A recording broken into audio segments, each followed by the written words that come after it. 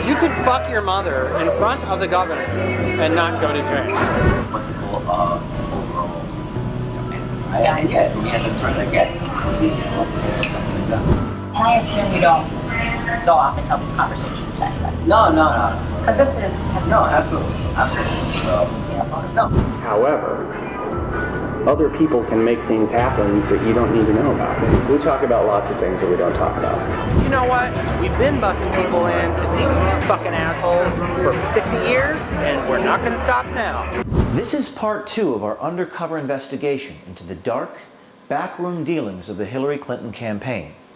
Part 1 blew up on social media, with many Americans wondering why the mainstream media wasn't covering the story.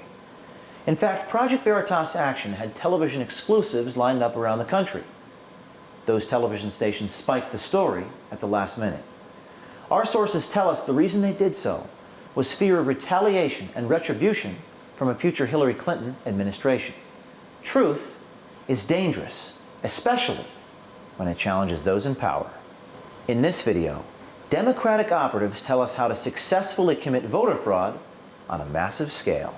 A lot of pre-union guys, they'll do whatever you want. Yeah. They're rock and roll. So I'm basically Deputy Rapid Response Director for the DNC for all things Trump on the ground. Nobody's really supposed to know about me. No, I'm saying, we have mentally ill people that we pay to do shit. Make no mistake. This guy named Cesar Vargas is his name. I got a priest to cry on camera once. You know, Brad and Bob and Lux and myself are all part of the old school method where it doesn't matter what the freaking legal and ethics people say. We need to win this motherfucker. So Bob is really good friends with him, and talked to him this afternoon. And they are all in. If we can get 25 grand, they're all in. Our investigators wanted to find out what it would take to get the highest favorable turnout. Democratic politico Scott Foval was our target, and he was more than willing to lead us through the process of how to rig an election. We did to them when we were in charge too. So what did we do? We did the exact same thing. Only we manipulated the vote with money and action, not with laws. It's a very easy thing for Republicans to say, well, they're busting people in. Well, you know what? We've been busting people in to deep fucking asshole for 50 years, and we're not going to stop now. We're just going to find a different way to do it. So, I mean, I grew up with that idea. You know, they used to bus people out to Iowa. If we needed people out there, we used to bus people out to Iowa. When we met Scott Foval, he worked for People for the American Way, an organization funded in large part by George Soros. He now works for Americans United for Change. It's a nonprofit that claims to, quote, move America in a new, better direction, unquote. With guys like Foval working for them, we wonder what direction that might be. When I do this, I think as an investigator first. Good, yeah, work backwards, yes. Yeah, that's great. I used to do the investigation. Yeah. Different method. I think backwards from how they would prosecute if they could, and then try to build out the method to avoid that. The plan that was discussed was how to bring people from one state into another state to vote illegally. They could invalidate. Well, okay, let's just say, in theory, if a major investigation came up of major vote fraud that way, how would they prove it and who would they charge? Are they going to charge each individual? Oh, sorry. Are they going to charge each individual with voter fraud? See, that's what I'm saying. Are they going to go after the facilitator for conspiracy, which they could prove? And it's one thing if all these people drive up in their personal cars. If there's a bus involved, that changes the dynamic. So it's the legality. Well, yeah. Because you can prove conspiracy if there's a bus. Yeah. If there are cars, it's much harder to prove. And there's enough money. If there's enough money, then you have people drive their POV. Absolutely. Or you have them drive rentals. Yeah, with Wisconsin license plates. Absolutely. Well, you can't have them with Wisconsin license plates because rentals here, most of them don't have Wisconsin license. Oh. But there's these things called used car auctions. Used car auction. The titles belong to some unknown company. They're company cars. And you know, these are multiple employers. These are not all one employer. Use shell companies. Yeah. Cars come from one company, the paychecks come from another. There's no bus involved, so you can't prove that it's en masse. There you go. So it doesn't tip people off. There you go. That's what I'm saying. See, okay, yeah. So now I'm starting to see that. Yeah. Okay. Yeah. When I do this, I think as an investigator first. Good. Yeah. Work backwards. Yes. Yeah, that's great. I used to do the investigation. Yeah. A different method. I think backwards from how they would prosecute if they could, and then try to build out the method to avoid that. So, okay, so you're saying shell companies, you're saying the car... if the car rental has a Wisconsin license plate and is owned by a third entity, then it's much harder to prove that these people drove in from out of state. There's no bus involved, so you can't prove conspiracy. And they would have to be looking for them in the first place. Oh, a bus is something that you're not looking for, or that you are looking for. Yeah. A car. Our journalist helped brainstorm with Foval on how to come up with addresses for their phony voters. Now, if we just have the canvassers logging the homes, they don't even have to know why they're doing it. Put a mark on it and say this address. You know, we have moved, but moved could mean someone else moved in. You take that data and you flip it out and you give it to people and you have people download it. That's brilliant. I love it. So yeah, and you know, it sort of depends upon how much the canvassers don't have to know why they just need to be told to do. Yeah. In fact, you don't want them to know.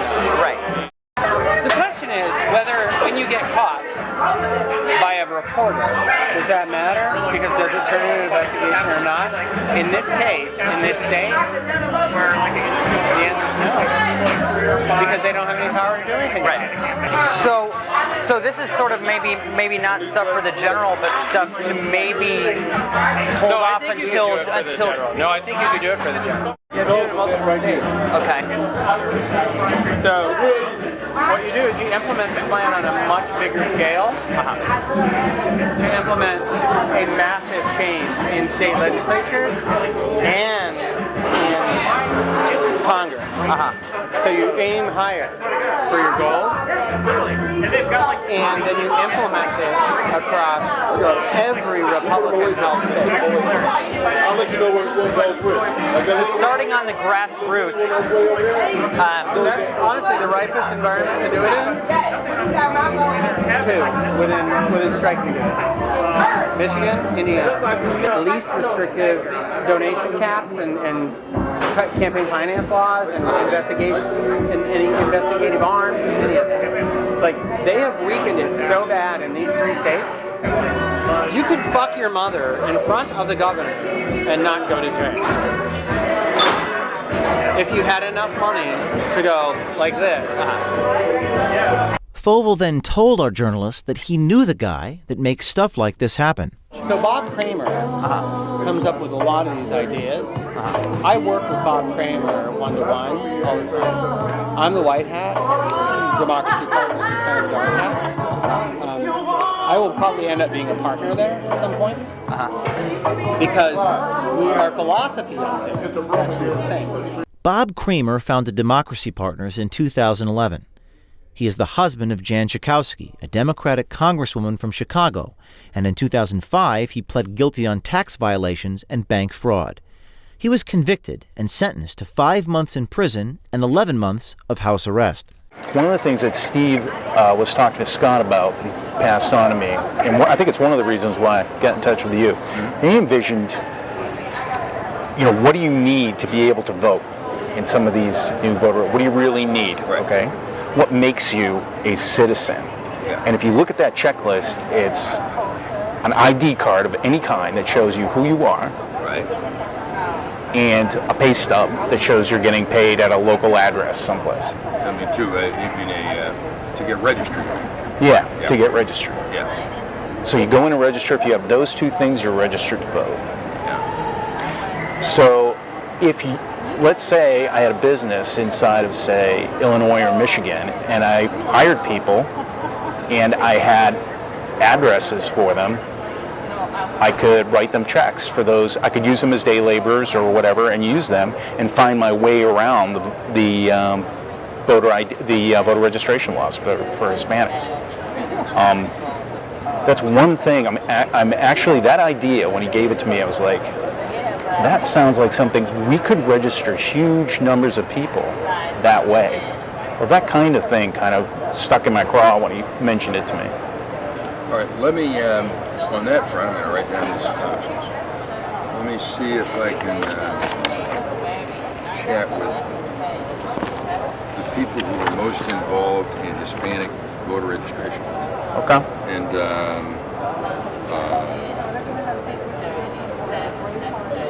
And see what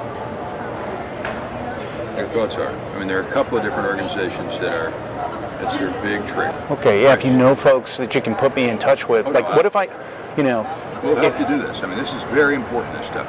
Turnout is huge. Because Bob Kramer is diabolical, and I love him for it. Yeah. I've learned so much from that man over the last 20 years, I can't even tell you.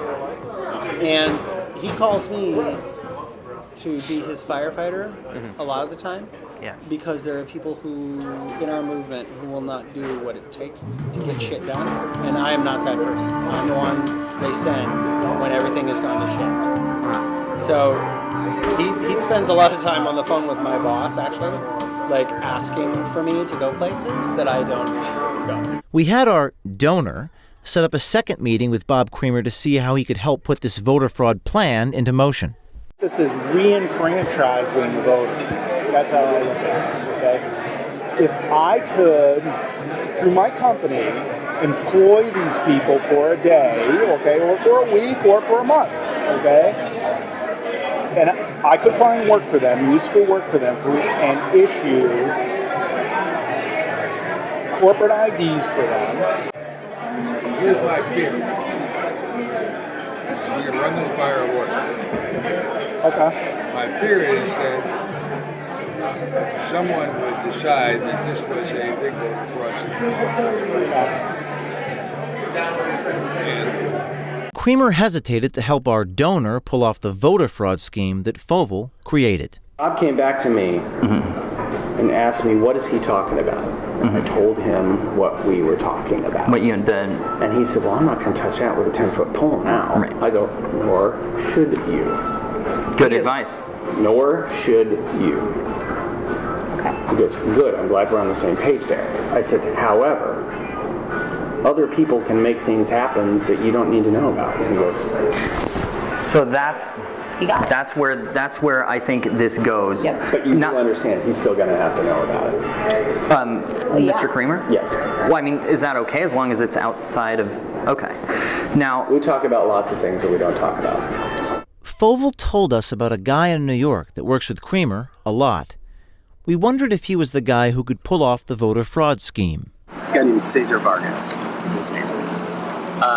So Bob is really good friends with him, and talked to him this afternoon. Vargas is an interesting character. He is the co-founder of the Dream Action Coalition, a New York lawyer and a dreamer himself. Born in Mexico, Vargas is an undocumented alien. What he was in a sense, was that this idea, and Scott made it seem possible, but said it wasn't possible to but I even know it was actually possible, is, essentially getting a bunch of people, on a bus or whatever, taking them around the country. They legally can vote, so they can vote. At the same time, they're also getting work permits under a different name and voting again on behalf of people who cannot vote.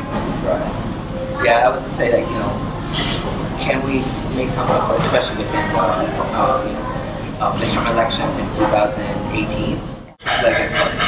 No, this is not going to happen. right? I know that. And the dynamic. So I think it's not about, for us, let's see who the next president is. You know, if it's Donald Trump, that it even makes more sense. The issue would be even more credible and much more opportunity for us to jump into this. Right. If it's Secretary Clinton, the voting ID laws are loosened, and we have much more opportunity for people to vote, and we have immigration reform, it's not going to be as significant, right? If you cross the bridge, can I come and possibly help us do that? Yeah, no, absolutely. You know, count me in. You don't go off and tell these conversations to anybody. No. Because this is no, absolutely. As an activist, do we want to do this? Do we want to take a chance? Let's talk about it. We have to do a better job of making our people do what they're supposed to do. Not asking them, making them, not expecting them and taking them for granted, but beating the shit out of them and making them do it. Like voters. Yeah. America, our series of videos from this investigation will continue up until the election. People ask me, James, what can I do? Here's what you can do. Send this video to every single person you know. Demand the mainstream media play these tapes. Email the journalists. Tweet at the journalists. And remember, the truth is dangerous, especially when it challenges those in power.